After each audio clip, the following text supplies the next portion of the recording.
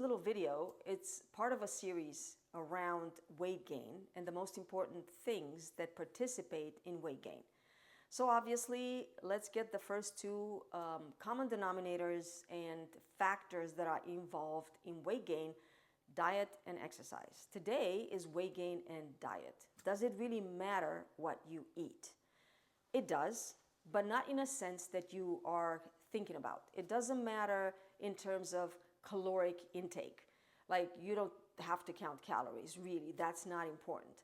However, what's important is that you have a basic assessment of your metabolic rate.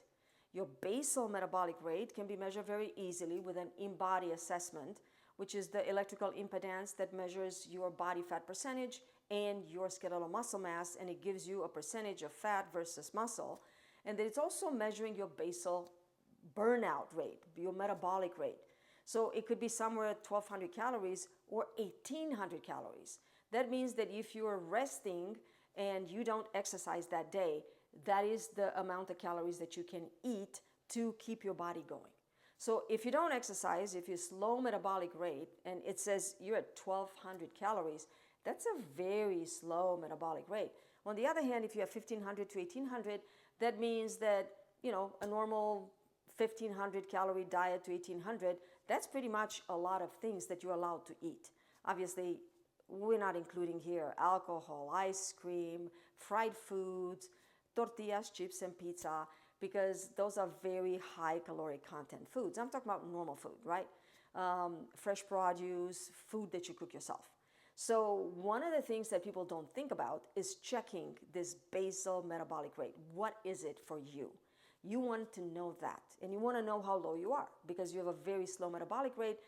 We got to speed that up. We got to look into what is going on with your metabolic rate.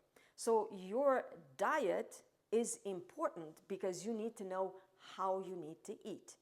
Do you need to do intermittent fasting? That might actually speed up your metabolic rate, might help insulin resistance, which is basically a reduced eating interval where you don't eat all day long, breakfast, lunch, and dinner, and a snack after dinner. You just eat in a narrow window. And that narrow window can be as short as 4 hours or as long as 8 hours. But that still gives your body, even for the longer window of 8 hours, 16 hours of fasting where you don't eat anything. Obviously, you can still drink water. And if you're dying, you can have a little protein snack, not a protein bar. Please read the content and caloric content with how many carbs are in a protein bar. I hate protein bars. You really should stay away from them.